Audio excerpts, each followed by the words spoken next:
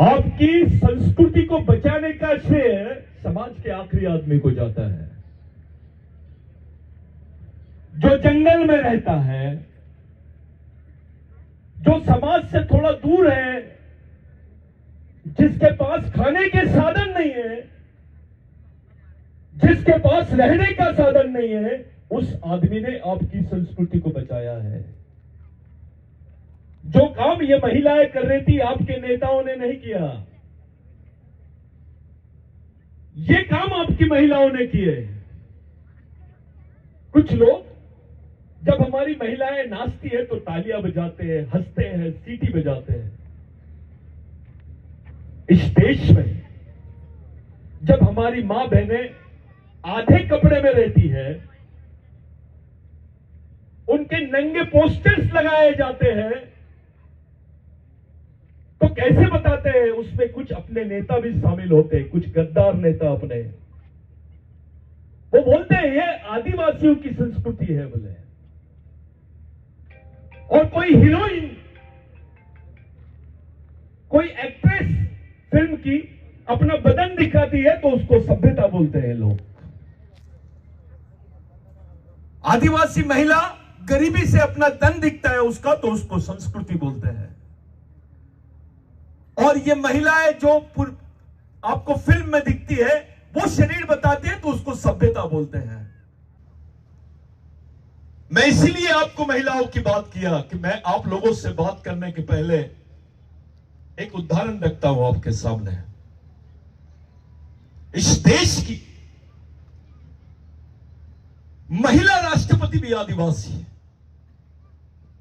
वो अपने ही समाज से बिलोंग करती है, अपने ही समाज के बीच में से है। वो महिला राष्ट्रपति की उपस्थिति में जब हमारी मां बहनों को मणिपुर में नंगा घुमाया जाता है, उनको खुलेआम सड़क पे घुमाया जाता है और उसके बाद में सड़क पे चौक पे खड़े करके उनको शूट कर दिया जाता है। सरकार बोलती है कि यह खबर हमको बाद में पता चली। 2 दिन बाद, 3 दिन बाद स्टेटमेंट आता है कि हमको खबर बाद में पता चली। इस्लामाबाद में, लाहौर में कुछ होता है तो 4 मिनट के अंदर दिल्ली में खबर आ जाती है। लेकिन क्योंकि मामला आदिवासियों का है, इनको बाद में खबर आती है। साथियों, महिलाओं के साथ अन्याय हुआ, आदिवासी लड़कियों को नग्न घुमाया गया, ऐसा उनकी परेड निकाली गई, रोड शो किया गया और बाद में उनको सड़क पे खड़े करके गोलियां मारी गई। देश की राष्ट्रपति आदिवासी है, उन्होंने एक स्टेटमेंट नहीं दिया, इस पर एक बात भी नहीं की।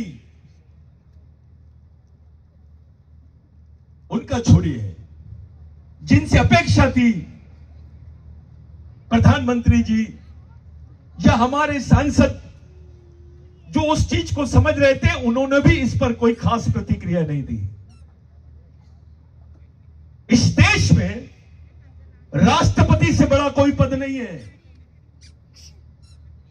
अब राष्ट्रपति से बड़ा कोई पद नहीं है और सबसे सर्वोच्च पद पर आदिवासी महिला बैठती है और आदिवासी महिलाओं के साथ ये होता है और उस पर कोई प्रतिक्रिया नहीं होती है। इसमें से क्या समझता है आपको? इसमें से क्या मिलता है, क्या संदेश मिल रहा है हमको कि आदिवासी समाज अब लावारिस हो गया है, इसका कोई माई बाप नहीं है, इस समाज के कोई चालक पालक और मालक नहीं है। आपसे किसी ने पूछा कि आपका समाज किसके इशारे पे चलता है, कौन चलाते हैं आपको? आप कुछ नहीं बता सकते हैं।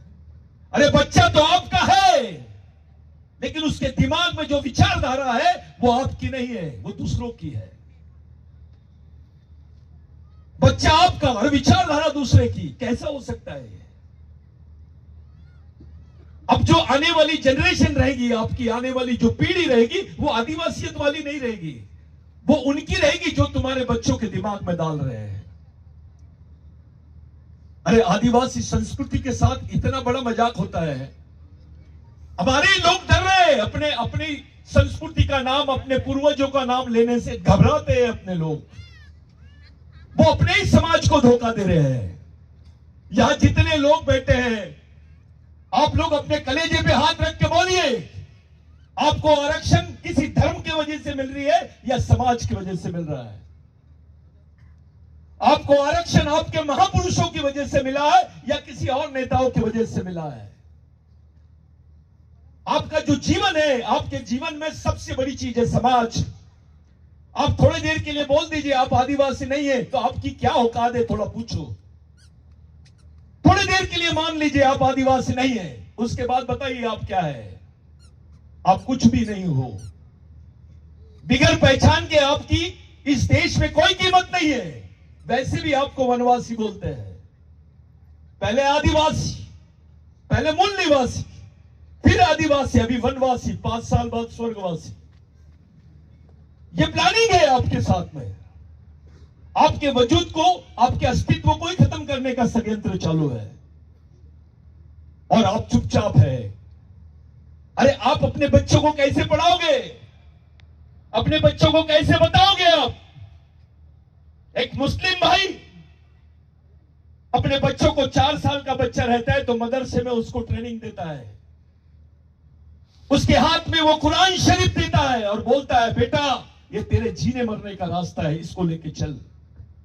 उनकी आईटीआई चलते हैं, उनके कॉलेजेस चलते हैं। उस समाज के लिए जीने मरने वाले लोग हैं, उस समाज के लिए काम करने वाले लोग हैं। कचरा भी बेचता है अगर मुस्लिम आदमी, तो वो तुमसे बड़ा स्टेटस रखता है। उसके पीछे समाज है। एक बौद्ध आदमी, बौद्ध भाई जिनको पानी नहीं पीने दिया जाता था इस देश में, वो आज बोलता है अपने बच्चे को, बेटा ये बाबा साहब का ग्रंथ है, ये डॉक्टर अंबेडकर का ग्रंथ है, इसको पकड़ के चल। ये बुद्ध और उसका धम्म है, साथ में चल। स्कूल जा, कॉलेजेस जा, उनके बौद्ध विहार चलते, उनके भिक्खु बन जाते लड़की लड़के, और ये आने वाली पीढ़ी को बचाने के लिए उनका भी एक व्यवस्था है।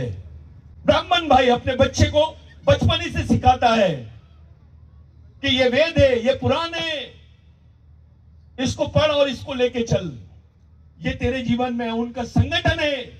उनके पास आरएसएस जैसा संगठन है, उनके पास पूरी व्यवस्था है। वो अपने बच्चों को इस तरीके से लेके जाते हैं।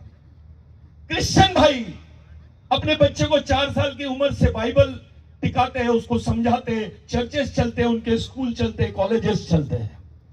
मैं आप लोगों से पूछता हूं, आपको किसी ने यह सवाल किया, अपने आपके बच्चे ने ही सवाल किया कि मां, पिताजी मैं इस देश में कौन हूं, मेरा इतिहास क्या है, मेरे को किस रास्ते से जाना है, किस रास्ते से जीना है? कौन सी किताब दोगे उसके हाथ में? बताइए।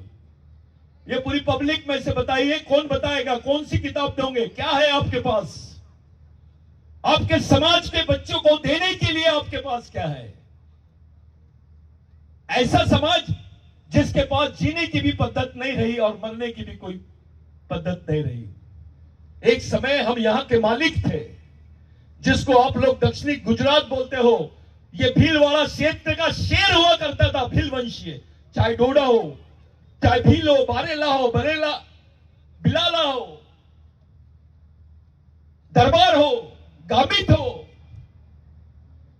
ये एक अपनी ताकत रखते थे। उस वक्त हमारा खुद का एम्पायर होता था, हम राजा थे। आज क्या स्थिति है? शहर में जाके देख लो, जितने सड़क किनारे झोपड़े हैं ना, वो आदिवासियों के हैं।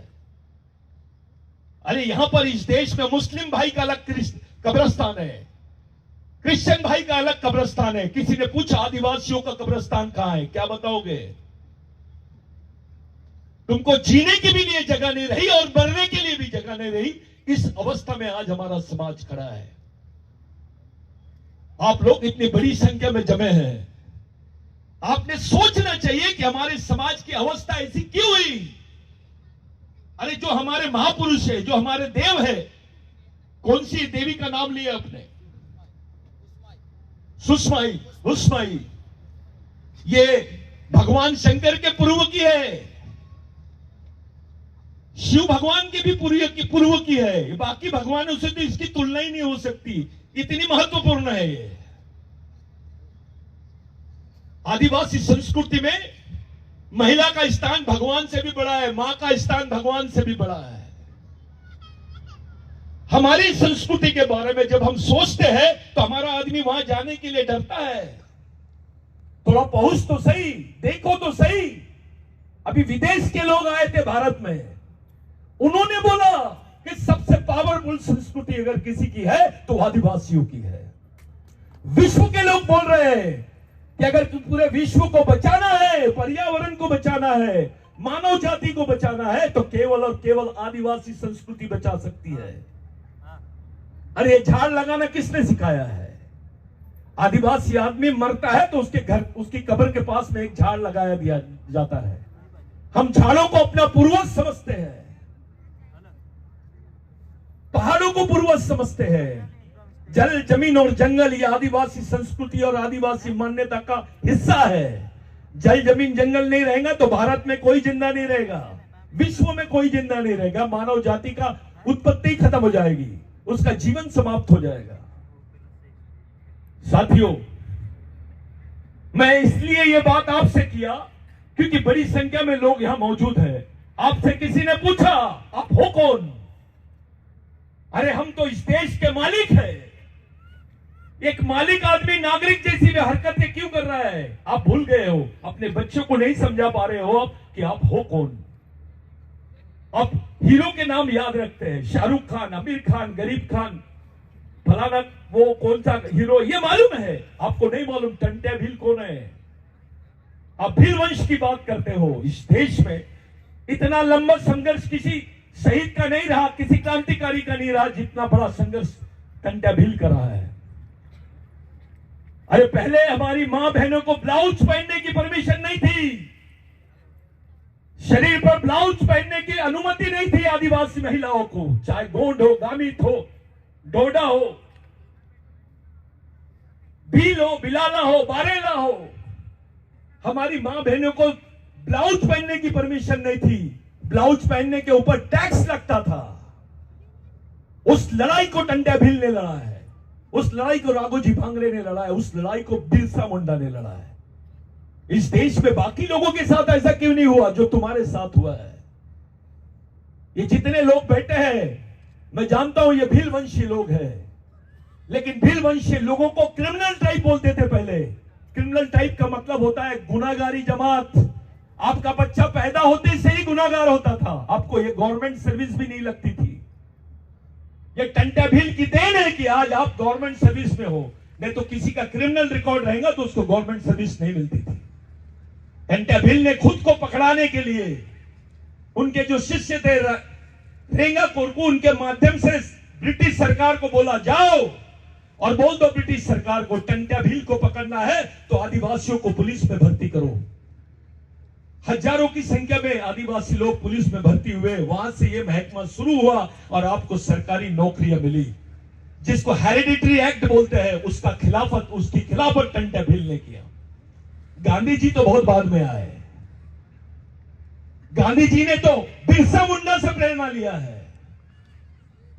मोहनदास, एडवोकेट मोहनदास करमचंद गांधी जब भारत में आए, पहला कांग्रेस का अधिवेशन था रामगढ़ में। तब बिहार, रामगढ़ और झारखंड एक ही थे। उस बॉर्डर पे कांग्रेस का पहला अधिवेशन था। ऐसे इसी टाइप का आपका माहौल चल रहा था और कांग्रेस का अधिवेशन था। बोर्ड लगा हुआ था, महामानव क्रांति सूर्य भगवान धरती आबा बिरसा मुंडा। गांधी जी ने पूछा ये कितने नाम है? एक आदिवासी लंगोटी वाला आदमी खड़ा हुआ और पूछा, बोला गांधी जी एक ही नाम है, ये एक ही आदमी का नाम है। ये कौन है? इसका नाम है भगवान बिरसा मुंडा। तो गांधी जी बोले ये क्या चाहते थे? तो एक आदिवासी बंदा उठा और बोला मुलागास बोलनाउस, यानी हमारे गांव में हमारी सरकार। तो गांधी जी बोले इसी विचारधारा की और इसी आंदोलन की पूरे देश को जरूरत है।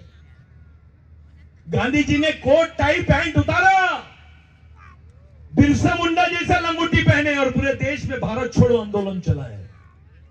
अगर गांधी जी इस देश के राष्ट्रपिता है तो बिरसा मुंडा तो आजा होना चाहिए, क्योंकि वह आदिवासी आदिवासी है उस पर कोई बात नहीं करेगा।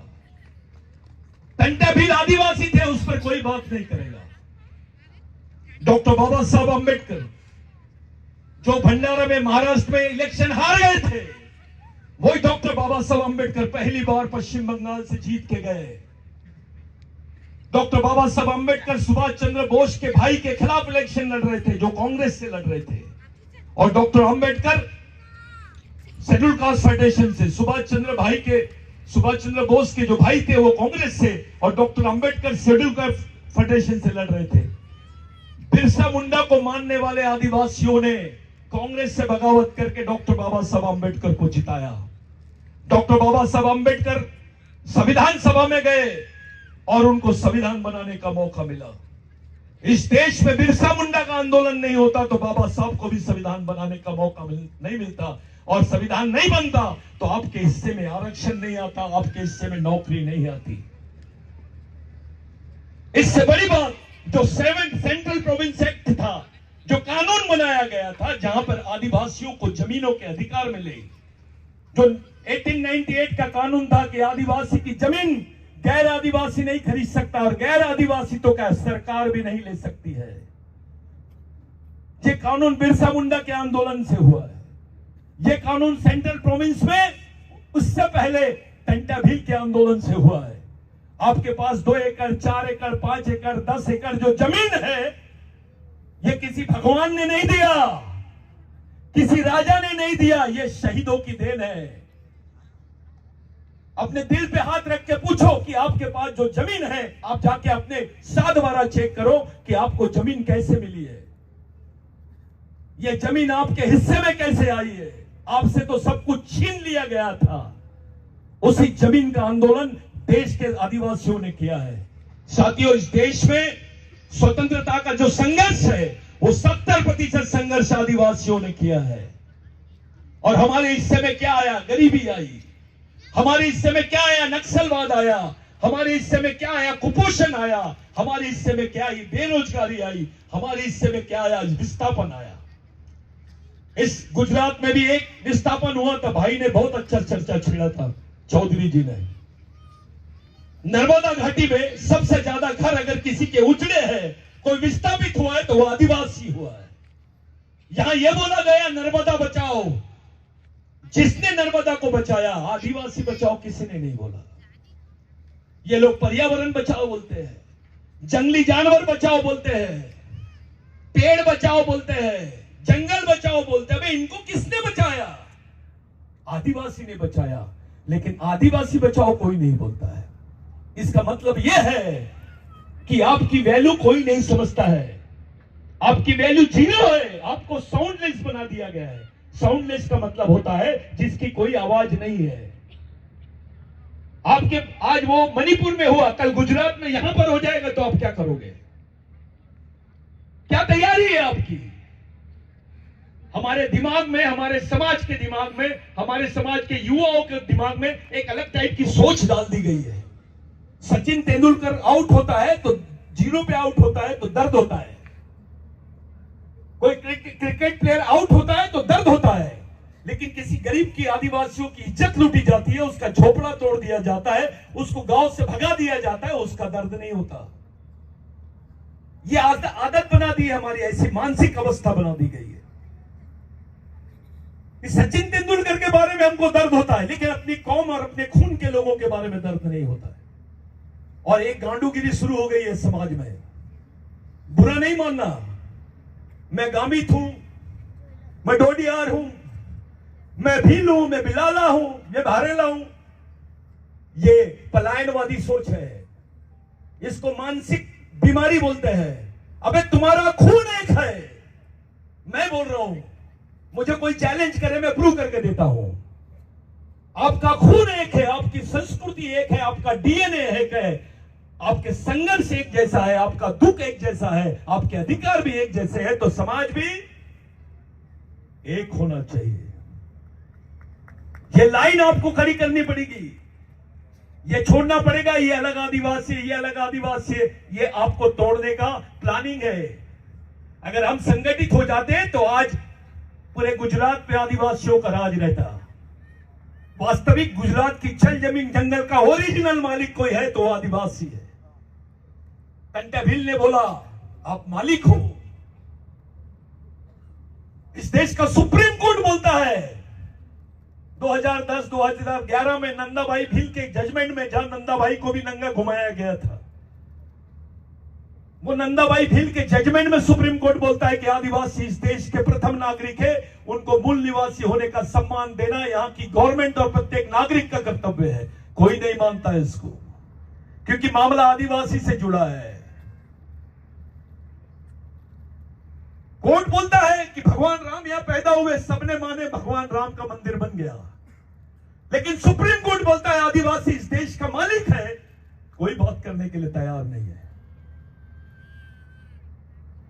साथियों, अरे इस देश में तो भगवान शिव को भी नहीं छोड़े, तुम कौन सी खेत की मूली है। जो आदिवासियों का महादेव था उसको महेश बना दिए। जो आदिवासियों का कैप्टन था, इस देश का सर्वस्व है, जो इस देश की मूल संस्कृति है, वो शिव है। उस शिव को महेश बना दिए। जो पहले नंबर का आदमी था उसको तीसरे नंबर का बना दिया गया है। और बुरा नहीं मानना, यहां अपने नेता भी हो गए, अपने लोग नए योजना लाए, स्वस्थ भारत योजना। हमारे महाराष्ट्र में भी बहुत चल रहा है, मध्य प्रदेश में भी चल रहा है, मैंने सुना यहां पर भी बहुत चल रहा है। और उसमें आदिवासी नेता सबसे आगे रहते हैं। स्वस्थ भारत योजना के अंतर्गत क्या है? संडास बनाओ, गांव गांव हगवंदार मुक्त गांव, यानी आप वो लेटरिन नहीं रहना चाहिए सड़क पे, रोड बिल्कुल अच्छा रहना चाहिए, ऐसी गांव की योजना रख दीजिए। गलत समय पे लाए अपन। तो एक छोटा सा दिमाग में आया, ऐसे गांव में भी ये योजना चलाए है जिस गांव में लोगों को खाने को नहीं है। अबे खाएगा नहीं तो जाएगा कैसे? यानी आपको खाने की फिक्र नहीं है, लेकिन आपके दूसरी चीज का प्रबंध कर रहे हो, क्योंकि उसमें ठेकेदारों का भला है, नेताओं का भला है। ऐसी योजना आदिवासियों के बीच में डाली जा रही है। साथियों, जिस दिन आपके पूर्वज, आपकी संस्कृति समाप्त हो जाएगी, इस देश में आपको कोई नहीं पूछेगा। आपके बदन पे कपड़े हैं इसलिए क्योंकि तुम आदिवासी हो।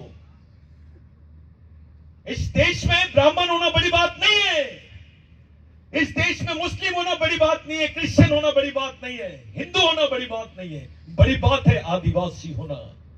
जब अपने आप को आप आदिवासी बोलते हो, उसी क्षण आप इस देश के मालिक बन जाते हो, इस देश का मूल मालिक बन जाते हो, आप पहले नागरिक बन जाते हो। आपकी पहचान को क्यों खत्म कर रहे हो आप? अरे आदिवासी तो सभी धर्मों से प्यार करता है। आदिवासी आदमी किसी के साथ भेदभाव नहीं करता है, कोई भी धर्म का आदमी रहे, कोई भी मंदिर रहे, मस्जिद रहे, सबको सलाम ठोकते हुए जाता है। वो मेहनती आदमी है।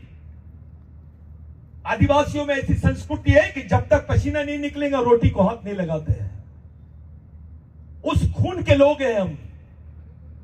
7 फीट का भी लंबा चौड़ा आदमी रहेगा तो भीख नहीं मांगेगा, वो मेहनत ही करेगा। ये हमारे खून में है, ये संस्कृति हमारे में आज भी है। सबसे ज्यादा ईमानदार जमीन पर आदमी कोई और नहीं, आदिवासी है। हमको किसी धर्मगुरु की जरूरत नहीं है, हमारे खून में है, वो हमारी संस्कृति में है। वो जो स्टॉल लगे हैं ना, उस पर जाके आप सिर्फ मस्तक टेक के देखो, आपको क्या महसूस होगा आप देखना। लेकिन हमको कोई भी आता है, कुछ भी बोल के जाता है। आदिवासी संस्कृति में और बाकी लोगों में क्या फर्क है, थोड़ा समझो। एक आदिवासी आदमी के पास जाइए आप, और उसको अगर उसका गुण आता होगा, थोड़ा भी उसके पास आयुर्वेदिक मेडिसिन होती होगी, तो वो क्या करेगा? उसको मेडिसिन देगा। वो किसी भी धर्म का रहे, उसको मेडिसिन देगा और उसको बोलेगा बेटा तू अच्छा है क्या? तो आप बोलेंगे नहीं अच्छा हूं, ये ले बाबा जी, ये 100 रुपए रखो। तो वो क्या बोलेगा? बेटा मैं तेरे से पैसे ले लूंगा तो मेरी दवाई नहीं लगेगी। अगर मैं तेरे से पैसे ले लूंगा तो मेरी दवाई नहीं लगेगी। यही बात रामदेव बाबा को बोलूंगा, ये फर्क है आदिवासी संस्कृति में और बाकी लोगों में। आदिवासियों को कोई सर्टिफिकेट की जरूरत नहीं है। हम इस देश के मालिक थे, मालिक है, मालिक रहेंगे। इस देश की स्वतंत्रता के लिए किसी ने ज्यादा नहीं लड़ा, आदिवासियों से ज्यादा। उनका इतिहास है। ये लड़ाकू कौम है। हमारी कौम की कौम पूरी कट गई है, देश के लिए मिट गए। लेकिन स्वतंत्र सेनानी के सर्टिफिकेट उनके हाथ में आए जिन्होंने सिर्फ झंडा पकड़ा है, उंगली भी नहीं कटाए उन्होंने। उनके नाम शहीदों की लिस्ट में है। उनको स्वतंत्र सेनानी के प्रमाण पत्र मिले हैं। किसी के पास पेट्रोल पंप है, किसी के पास जमीन है, किसी के पास नौकरियां है। झूठे प्रमाण पत्र भी बनाए गए स्वतंत्र सेनानी के। लेकिन आदिवासियों ने कभी नहीं मांगा। सवाल यह है साथियों, हमारे हिस्से में क्या है? कब तक हम गवर्नमेंट के भरोसे रहेंगे? गवर्नमेंट के पीछे 50 काम है। आधी गवर्नमेंट तो ठेकेदार लोग ही खा जाते हैं। आदिवासी के पास में आने तक के वो माल रहता ही नहीं। कोई योजना आती है आदिवासी विकास की तो सबसे ज्यादा अधिकारी और ठेकेदार खुश होते हैं, आदिवासी बेचारा चुपचाप रहता है, क्योंकि पूरा माल तो इन्हीं के डब्बे में जाएगा। यह वास्तविकता है। इसलिए बिरसा मुंडा ने बोला था, समाज आर्थिक रूप से गरीब रहा चलेगा, लेकिन विचारों से गरीब नहीं रहना चाहिए। और जो समाज विचारों से गरीब रहता है वो गुलाम पैदा होता है और गुलाम ही मर जाता है। उस विचारों को लेकर हमको काम करना है। आप बिरसा मुंडा के वंशज हो, आप टंटा भील के वंशज हो, राघोजी भांगरे के वंशज हो। आप लोग किसके वंशज हो? कौन महापुरुष है? अरे ये जीसस क्राइस्ट को सूली पे चढ़ा दिए तो भगवान की पदवी दी गई। आपके लोगों ने तो गर्दन आपके लिए खड़ी कर दी है। हंसते हंसते समाज को देखकर गर्दन रख दी है। फांसी के तख्ते पे पलट गए, मर गए, शहीद हो गए। आपके बच्चों को बोलो आपके बदले की फांसी लेता क्या? आपके बदले के हिस्से, अरे वो तो आज जमीन के टुकड़े के लिए भाई भाई को मारता है। लेकिन इन्होंने तो पूरे समाज के लिए अपनी जान कुर्बान कर दी है। अगर वो मरते नहीं तो आप जिंदा नहीं होते इस देश में। उसको याद नहीं करते हम अपने शहीदों से बेईमान हो गए हैं, हमारे पूर्वजों से बेईमान हुए। उसकी सजा है ये। जो समाज अपना इतिहास भूल जाता है वो समाज को दुनिया भूल जाती है। उसका कोई इतिहास नहीं होता है। आज के तारीख में जो अवस्था आदिवासियों की है, देश में किसी समाज की नहीं है। इस देश के आखिरी आदिवासी आदमी की इनकम है 1 रुपए 25 पैसे। 1 रुपए 25 पैसे आखिरी गरीब आदिवासी आदमी मिला कालाहांडी में, उड़ीसा के, जिसकी इनकम 1 रुपए 25 पैसे है। अब 1 रुपए 25 पैसे में रोटी क्या, एक कैडबरी चॉकलेट नहीं आती है, तो अपने बच्चों को पालेगा कैसे? आधे से ज्यादा आदिवासी गांव के लोग दूसरे राज्य में जाके गड्ढे खोदने का काम करते हैं। और अब गड्ढे खोदने की मशीन निकल गई है, वो भी काम आपको नहीं मिलेगा। आप करोगे क्या? अब आरक्षण खत्म हो गया है, पूरा प्राइवेटाइजेशन हो गया है, आउटसोर्सिंग हो रही है। आपके पास क्या बचा? आप अपने बच्चों की क्या गारंटी दोगे कि उसके जीवन में उसके लिए क्या है, क्या बचा है, उसको क्या बनाओगे आप? ये सब प्रश्नों से आप लोगों की जिंदगी जुड़ी हुई है।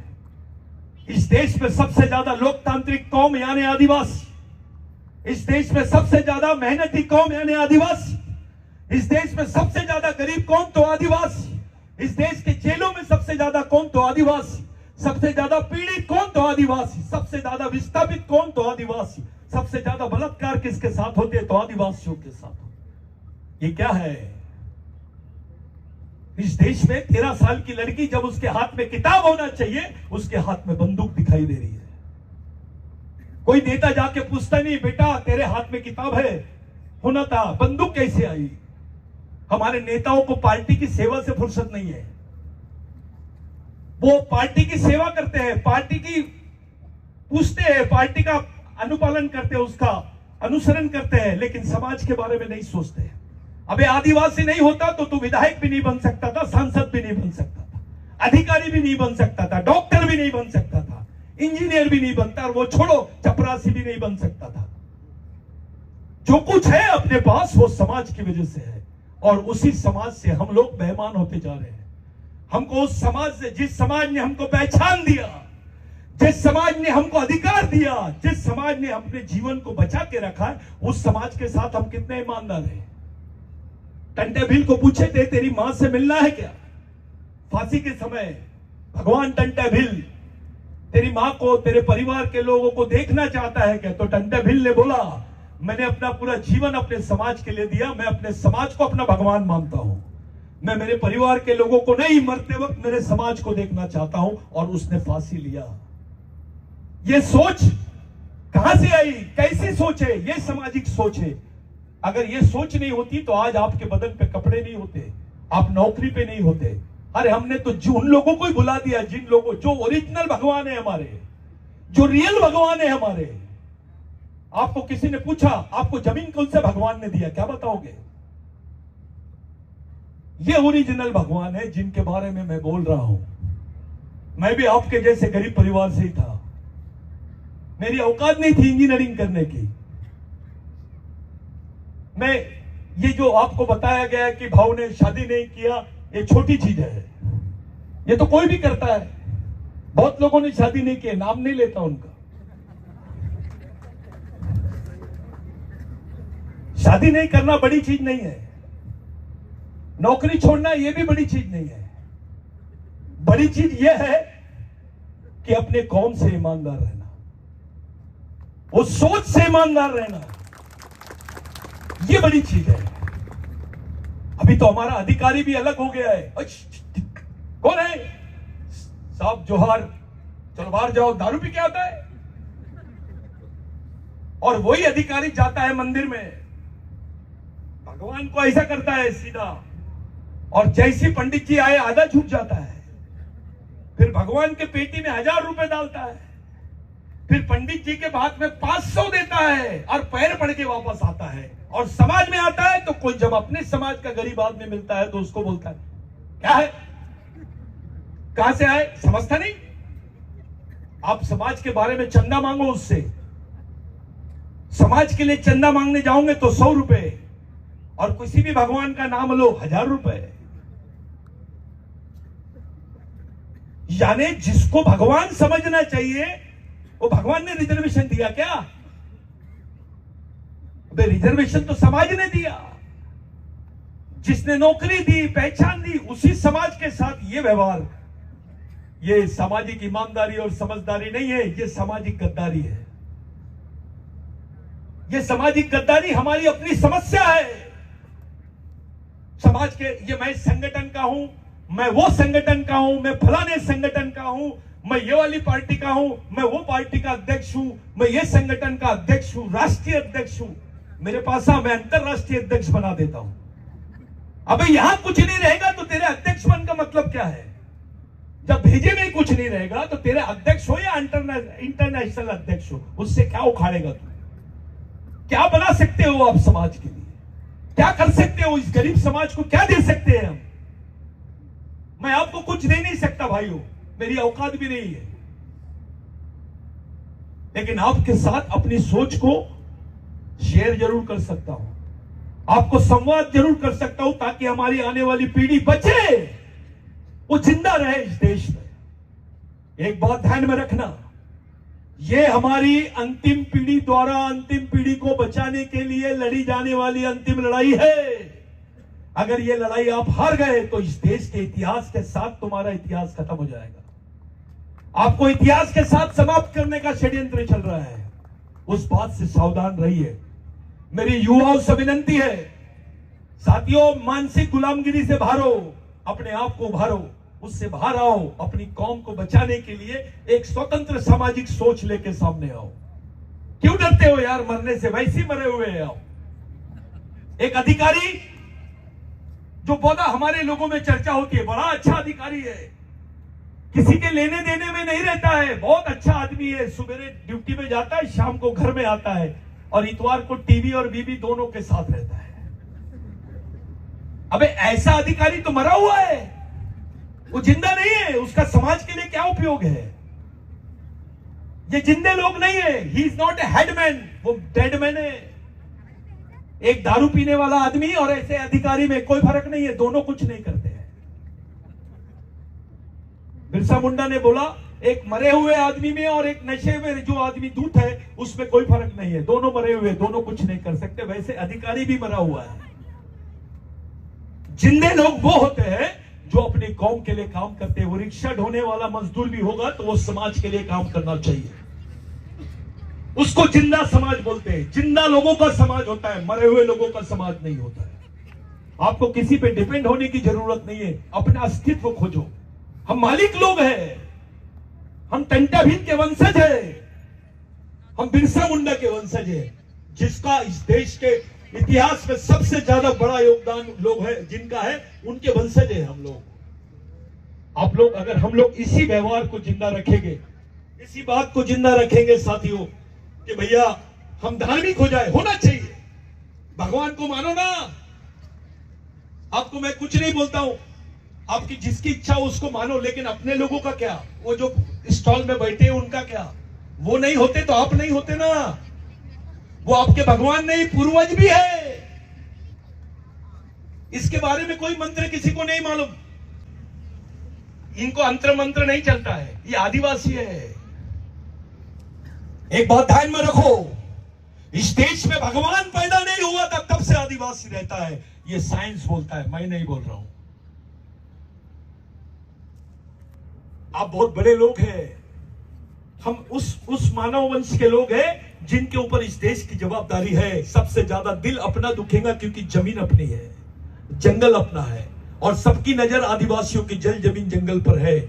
जितने प्रोजेक्ट्स जा रहे हैं, चौधरी भाई ने बहुत अच्छी बात किया, लेकिन मैं उनके दिमाग में एक बात डालना चाहता हूं। इस देश में 270 प्रोजेक्ट्स है।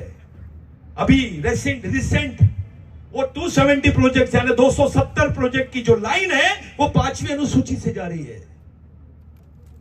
5वीं अनुसूची के क्षेत्र जहां पे तुम्हारी स्वायत्तता है, उसी को समाप्त करने का षड्यंत्र चल रहा है इस देश में। और ये सब हमारे आंखों के सामने हो रहा है साथियों। इसमें हमारे कुछ नेता भी है, विभीषण हमारे पास भी है। वो टीम, उसकी खाद बहुत ज्यादा है, ये फसल बहुत चल रही है विभीषण की। एक रावण था लेकिन 1000 विभीषण दिख रहे हैं। तो ये बात आप लोग दिमाग से निकालो। सीधी और सरल सामाजिक सोच रखो, समाज के लिए जियो, समाज के लिए मरो, तब देश अपना सुरक्षित रहेगा। इस देश का पहला आदमी आदिवासी इस देश की अर्थव्यवस्था का आखिरी आदमी बन गया है। और अब आदिवासी आदमी तो खून बेच रहे हैं भैया, जिंदा रखने के लिए अपने आप को। 800 रुपए में खून बेचता है आदिवासी आदमी, सच्चाई है, क्योंकि उनके पास खाने को नहीं है, काम नहीं है, बेचारे खून बेच रहे हैं। डॉक्टर बोलता है खाना खाएगा तो खून बनेगा, सरकार बोलती है आदिवासी को खाना होना तो खून देना पड़ेगा।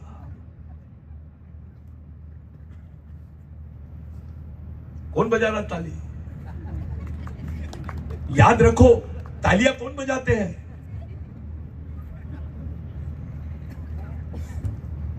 महिलाओं ने बजाई तो समझ में आता है,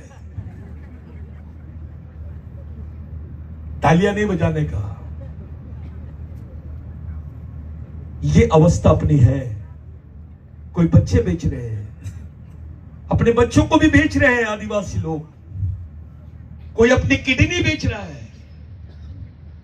ऐसी अवस्था में देश में कौन सा समाज जिंदा है? जितनी गरीब अवस्था आदिवासियों की है। आप तो मालिक थे, आप तो राजा थे।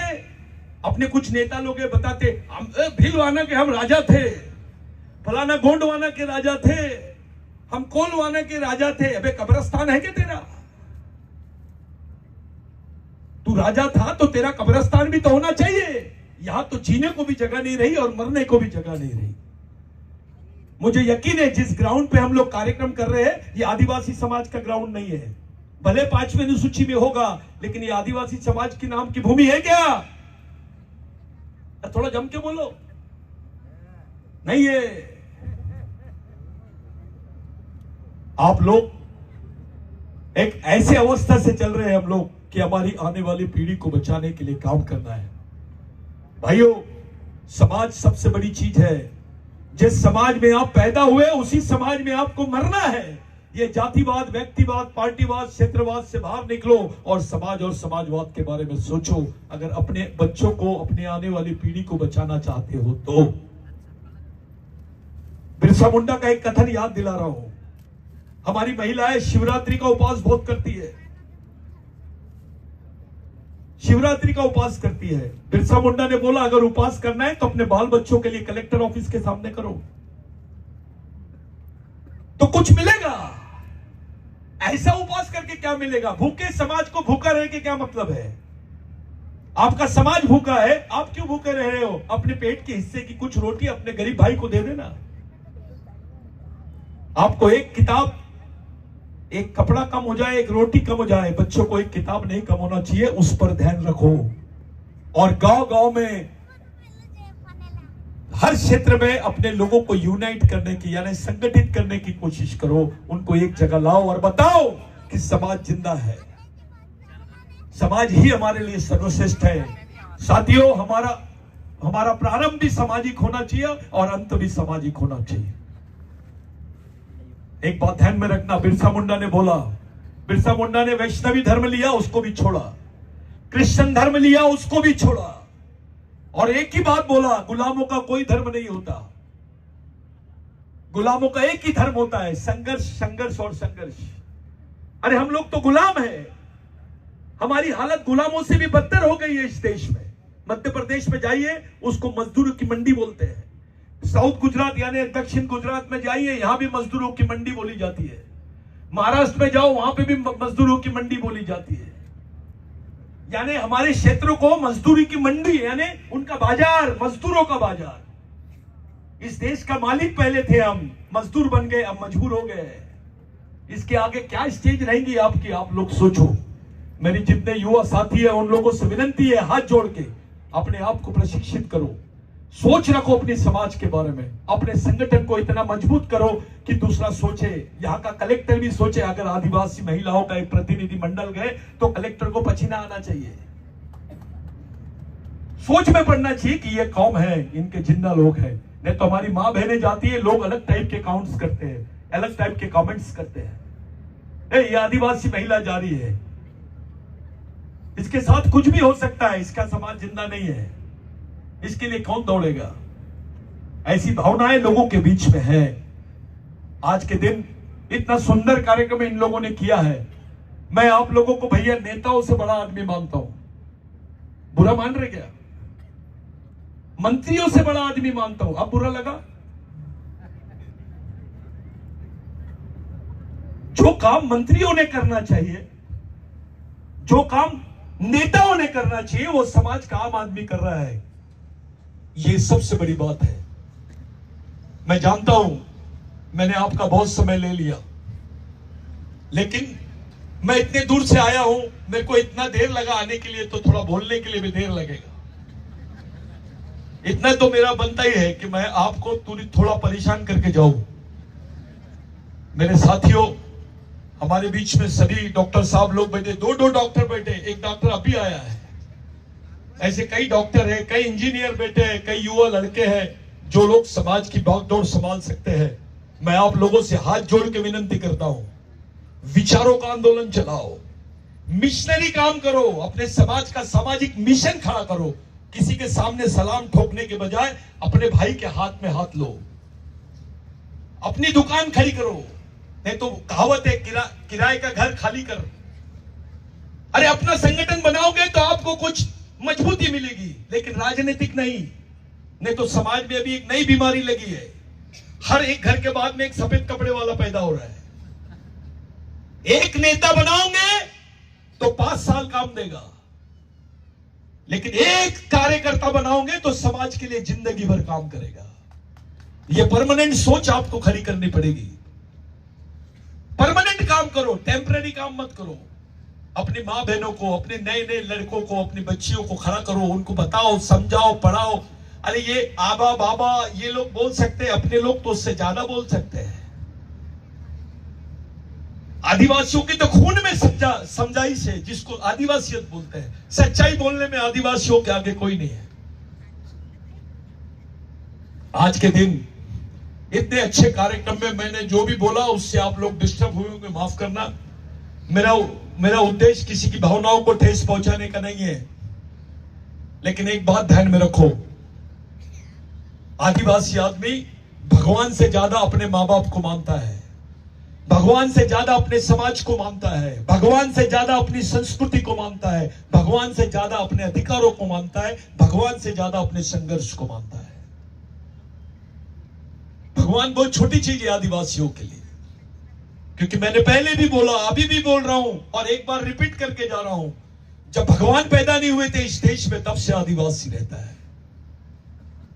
किसी दिन और मिलेंगे आपसे, अब आना जाना लगे रहेगा, क्योंकि मेरे को कुछ अच्छे साथी दिखे, इनके साथ काम करने का इंटरेस्ट आएगा, कुछ चीजें मैं इनसे सीखूंगा, कुछ चीजें हमसे ये लोग लेंगे। ऐसा अपने विचारों का जो घेवान देवान होता है, मराठी में बोलते हैं, लेन देन जो होती है, ये होनी चाहिए। गुजरात के आदिवासी को कुछ हुआ तो मध्य प्रदेश, छत्तीसगढ़, झारखंड और महाराष्ट्र का आदिवासी खड़ा होना चाहिए। महाराष्ट्र के आदिवासी को कुछ हुआ तो झारखंड, उड़ीसा, गुजरात का आदिवासी खड़ा होना चाहिए। ये जब तक की प्रक्रिया बनेगी नहीं, हम लोग बच नहीं सकते। हमारा कोई वाली नहीं है। और सबसे पहले ये बंद करो, ये फलाना समाज का है, गावित समाज का है, ये वारली समाज का है, ये फलाना भिल समाज का है, ये फालतू की मैंने पहले बहुत बेकार शब्द वापरा, गांडूगिरी बंद करो। मैंने बताया आपकी संस्कृति एक है, मेरे साथ सब लोग बोलेंगे, हमारी संस्कृति, हमारा संघर्ष, हमारा डीएनए, हमारी लड़ाई, तो हमारा समाज भी, तो फिर अलग अलग कहां से आ गया है? मैं एक शब्द और बताऊंगा आपको, मैं बोलते जाऊंगा, आपको बोलना है, मैं नहीं बताऊंगा आपको क्या बोलना है। नेता बड़ा कि समाज, पार्टी बड़ी कि समाज, धर्म बड़ा कि समाज? क्लियर हो गया? यानी समाज के लिए काम करना है आपको। पार्टी के लिए मरोगे कि समाज के लिए? पार्टी के लिए जियोगे कि समाज के लिए? नेता के लिए जियोगे कि समाज के लिए? ये आपके दिमाग से निकलने मत देना। समाज बहुत बड़ी प्रक्रिया है, समाज बहुत ऊंची चीज है, जिसके लिए लोग जीते हैं, जिसके लिए मर जाते हैं। अगर समाज समझना है तो बिरसा मुंडा समझो, समाज समझना है तो टंटे भील समझो, समाज समझना है तो राघोजी भांगरे समझो, समाज समझना है तो बाबूराव शर्मा के समझो, समाज समझना है तो झलकारी देवी समझो, समाज समझना है तो अंबेडकर को समझो, समाज समझना है तो महात्मा फुले को समझो, समाज समझना है तो संभाजी महाराज को समझो। तब आपको समझेगा समाज क्या चीज होती है। ये लोग समाज के लिए जिए। अरे बाबा साहब को मालूम नहीं रहता था, उसके बच्चे मर जाते थे, उसको बाद में महीने भर बाद खबर आती थी कि तेरे बच्चे मर गए हैं, तो भी वो व्यक्ति वहां था। बिरसा मुंडा को उसकी मां मिलने आई, उसने बोला मेरी तेरे जैसी कई मां है, मैं उनके लिए नहीं जीऊं क्या? ऐसी चमड़ी निकाली गई बिरसा मुंडा को, पॉइजन दिया गया, जैसे बकरे को काटते हैं और छीलते हैं, ऐसी चमड़ी निकाली गई बिरसा मुंडा की, और बोला गया बोल तू आदिवासी नहीं है, लिख के दे दे तेरी सजा माफ। बिरसा मुंडा मर गया, लेकिन आखिरी तक एक ही बात बोलते रहा, मैं आदिवासी था, आदिवासी हूं और आदिवासी ही रहूंगा। मेरे खून का कतरा कतरा मेरे समाज के उलगुलान के लिए काम आएगा, मेरे समाज की क्रांति के लिए काम आएगा, मेरे आने वाली पीढ़ी मेरी लड़ाई को आगे बढ़ाएगी। इस विश्वास के साथ हमारे महापुरुष मरे। हमारी जवाबदारी क्या होनी चाहिए साथियों? नेताओं के विचारों से यह समाज नहीं बच सकता है। अगर इसको बचाना है तो शहीदों के विचारों का ही उपयोग करना पड़ेगा। आप लोग समझदार है, मेरे को ऐसा लगता है पूरे देश के लोग गुजरात के आदिवासियों की तरफ देख रहे हैं। पूरे देश के गरीब आदिवासी लोग, गुजरात के आदिवासी जिनके पास नौकरियां है, जिनके पास थोड़ी जमीनें हैं, जिनको 2 वक्त की रोटी है, नहीं तो ऐसे घर भी देखिए, मेरे साथ चलिए आप, 2 दिन में 1 बार चूल्हा जलता है आदिवासियों के घर में, उनको खाने को भी नहीं है। हंसते हैं लोग, वहां से जाते हैं, चल आदिवासी एरिया घूमने जाते हैं, पिकनिक मनाने जाते हैं कुछ लोग, और हमारी मां बहनों को जो बेचारों के पास एक कपड़ा नहीं होता, 1 साड़ी की 2 साड़ी करते हैं और पहनते हैं। ये हालात में अपना समाज जिंदा है, उनको हंसते हैं लोग। आप लोग समझदार हैं, आप लोग हमसे ज्यादा समझदार हैं, आप लोगों के पास पूरा बंदोबस्त है। जितने लोग मैं यहां देख रहा हूं, आप लोगों की अवस्था बाकी लोगों से बहुत अच्छी है। बहुत अच्छे लोग हैं आप समझदार भी है, आप थोड़े विचारवंत भी है और समाज के प्रति आप में संवेदना है, दर्द है। इस दर्द को समझो और आने वाली पीढ़ी के लिए काम करो। अपने बाल बच्चों को समाज नाम की चीज समझाओ, ये हर माँ का काम है। जिस बच्चे की माँ बेवकूफ, उस बच्चे का भविष्य सुरक्षित, लेकिन जिस बच्चे की माँ जागरूक, उस बच्चे का भविष्य सुरक्षित। ये बिरसा मुंडा ने बोला। तो आपने तय करना चाहिए अपने बच्चों को किस तरीके से पालना है, अपने आने वाले पीढ़ी को कैसे बताना है, बच्चों को क्या समझाना है। ये घर से शुरुआत होनी चाहिए, अपने घर से शुरू होनी चाहिए सब चीजें। बाकी लोगों को सोचिए मत, अपने बारे में सोचो। आज आप कैसे बच्चे रहोगे, कैसे जिंदा रहोगे, किस तरीके से आपको सुरक्षा प्राप्त होगी, कौन आपके लिए दौड़ेगा, किस तरीके से अपने अधिकारों को बचाना है, आने वाली पीढ़ी को किस तरफ ले जाना है। ये सब चीजें अपने दिमाग में रखो और आगे की हलचल आप लोग रखो। यही मेरी आप लोगों से विनती है। किसी दिन और मिलेंगे भाइयों। मैंने आपका ज्यादा समय लिया, माफ करना। मैं जिन लोगों ने मुझे बुलाया उन लोगों का मैं बहुत धन्यवाद देना चाहता हूं, लेकिन मेरे आने के बाद कुछ लोग तुमको तकलीफ देंगे, क्योंकि उनको तकलीफ होना शुरू हो जाएगी। कोई भी बीमारी हो, एक ही इंजेक्शन देते हैं। बच्चे ने बोला सर दर्द हो रहा है, एनेसिन ले ले। बच्चे ने बोला पेट दर्द हो रहा है, एनेसिन ले ले। देखो समाज के साथ क्या हुआ है। बच्चे ने बोला कमर दर्द हो रहा है, एनेसिन ले ले। पैर दर्द दे रहा है, एनेसिन ले ले। एक ही दवाई अगर तुम दोगे तो एक्शन करने के बजाय रिएक्शन कर रही है। क्या हो रहा है? बीमारी सामाजिक है डॉक्टर साहब, बीमारी सामाजिक है तो इलाज भी सामाजिक ही होना चाहिए। यहां उल्टा है, बीमारी सामाजिक है, इलाज राजनीतिक कर रहे हैं।